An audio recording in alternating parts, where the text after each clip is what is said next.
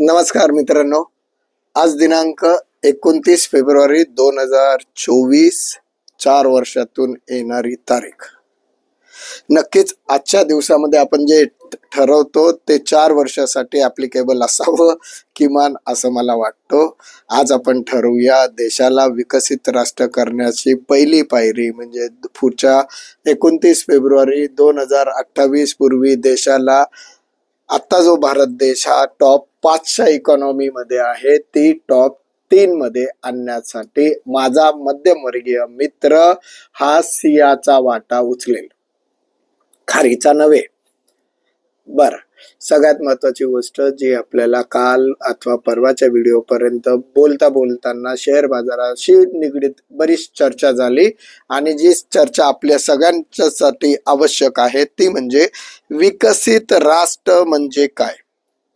खूप दिवस झाले मला अनेक लोकांचे मेसेज येत आहेत, फोन येत आहेत की सर तुम्ही नुसतं विकसित राष्ट्रांवर बोलताय, विकसित राष्ट्र म्हणजे काय हे जर आम्हाला थोडं सोप्या भाषेत समजवलं तर खूप चांगलं होईल.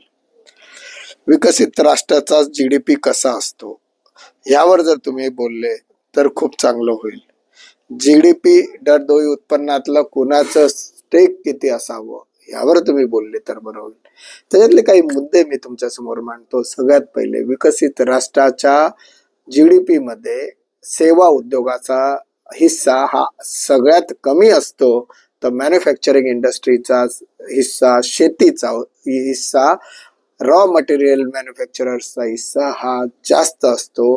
परंतु आत्ताच्या सध्याच्या परिस्थितीमध्ये आपल्या देशाच्या GDP मध्ये 22% हिस्सा हा सेवा इंडस्ट्रीचा आहे. मॅन्युफॅक्चरिंग अँड ॲग्रिकल्चर हे 2-3-5% दरम्यान येऊन थांबलेले आहेत. ही आपल्यासाठी ऍक्च्युली विकसित राष्ट्र न होण्यामागचं दुसरं महत्वाचं कारण. जसं मागचं पहिलं कारण मी आपल्या सगळ्यांना बोललो होतो की मध्यमवर्गीय माणसाकडे विमा नाही, तसा दुसरा GDP मध्ये असलेला स्टेक.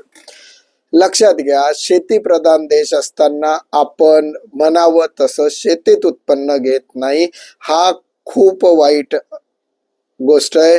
याच्यासाठी विकसित राष्ट्र करताना आपल्याला शेती उद्योगाला, आपल्या शेतकरी बांधवाला जास्तीत जास्त स्ट्रॉंग करणं गरजेचं आहे. त्याच अनुषंगाने आपले जे इंडस्ट्रियलिस्ट आहे, उत्पादक आहेत, त्या उत्पादकांना सुद्धा स्ट्रॉंग केलं पाहिजे. माझ्यासाठी शेतकरी आणि इंडस्ट्रियलिस्ट काही वेगळे नाही आहेत. माझ्यासाठी इकॉनॉमिक्सच्या दृष्टिकोनातून दोघेही उत्पादकच आहेत, मॅन्युफॅक्चररच आहेत. एक धान्य मॅन्युफॅक्चर करतो, एक वस्तू मॅन्युफॅक्चर करतोय. परंतु ह्या दोघांचा GDP मधला स्टेक वाढला पाहिजे. माझा शेतकरी हा सधन झाला पाहिजे. यासाठी आपल्याला आता खरी काम करण्याची गरज आहे. हा मध्यमवर्गीय विकास मंचचा दुसरा पॉइंट असेल आणि जो देशाला आर्थिक विकसित राष्ट्र करण्याकरिता अतिशय गरजेचं असेल.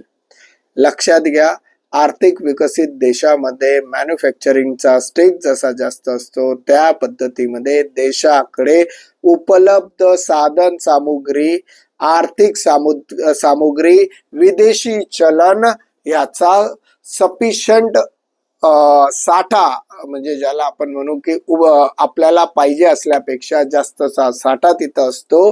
त्याचबरोबर आपल्या देशावरचं कर्ज हे मिनिमम असतो अथवा नसतो आणि आपल्या देशातला प्रत्येक नागरिक हा सुखी असतो. जरुरी नाहीये की प्रत्येक नागरिक सुखी असतो. याची डेफिनेशन काय? लक्षात घ्या, व्यावसायिक नोकरी क्षेत्रामध्ये प्रत्येकाला हाताला काम मिळेल एवढी विकसित राष्ट्राची कपॅसिटी असते. त्याचबरोबर तो स्वतःच्या मित्र राष्ट्रांना सामावून घेण्याची ताकद सुद्धा ठेवत असतो. जेव्हा तुम्ही विकसित राष्ट्र म्हणून बघत असतात त्यावेळेस तुम्हाला फक्त स्वतःच्या देशाचं नाही तर जगाला लीड करण्याचं काम बघायचं असतो.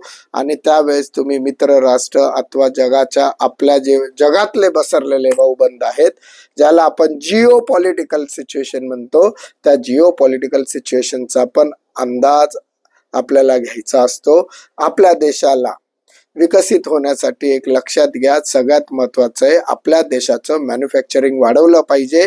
म्हणूनच 2014 साली माननीय पंतप्रधान नरेंद्रजी मोदी यांनी make in India, made in India नावाने कॅम्पेन सुरू केला होता. लक्षात घ्या, त्या आपल्या पंतप्रधानांची दूरदृष्टी बघा. जी गोष्ट मी आज 2024 ला आपल्या मध्यमवर्गीय बांधवांना सांगतोय, माननीय पंतप्रधानांनी 2014 ला त्याचं इम्प्लिकेशन केलेलं आहे.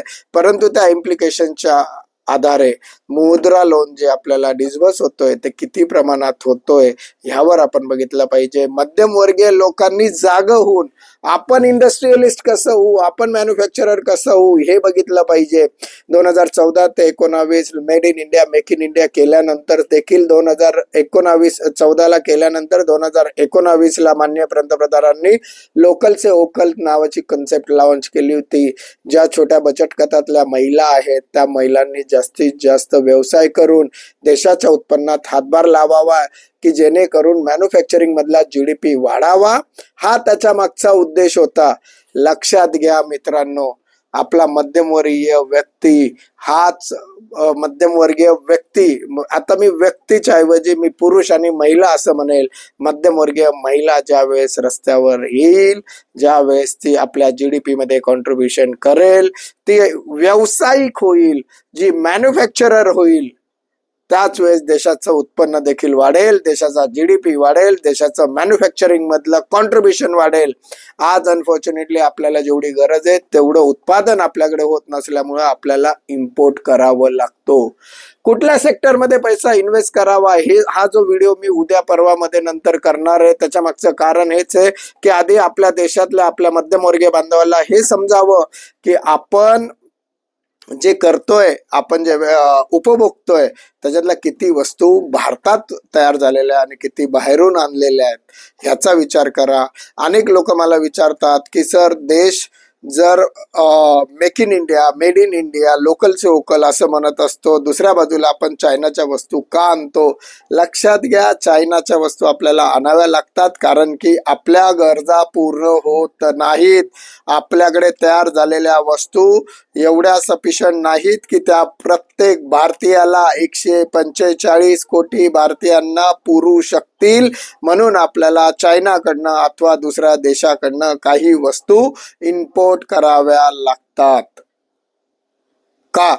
आपल्याला चायनावर बंदी आणायची म्हणतो आपण, चायनीज मालावर बंदी आणायची म्हणतो, तर सगळ्यात पहिले आपल्याला आपल्या देशाचं मॅन्युफॅक्चरिंग वाढवलं पाहिजे. आणि आपल्या देशाचं मॅन्युफॅक्चरिंग वाढवायला माझा मध्यमवर्गीय बांधव, माझ्या मध्यमवर्गीय महिला भगिनी या घराच्या बाहेर आल्या पाहिजे, त्या इंडस्ट्रियलिस्ट झाल्या पाहिजे, त्याच्यासाठी मुद्रा लोन त्यांनी घेतलं पाहिजे.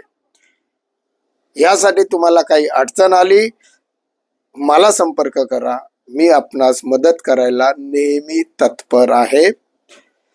आपण कुठल्या सेक्टरमध्ये गुंतवणूक केली पाहिजे, कसं केलं पाहिजे, किंवा मुद्रा लोन अथवा यासारख्या गोष्टी कशा आपण पुढे रेटल्या पाहिजे, यासाठी मी वेगळे व्हिडिओ येत्या काही दिवसात नक्कीच बनवेल. आज आपली रजा घेतो, इथंच थांबूया, स्वाभिमानाने बोलूया. मी मध्यमवर्गीय. नमस्कार, जय हिंद, जय महाराष्ट्र.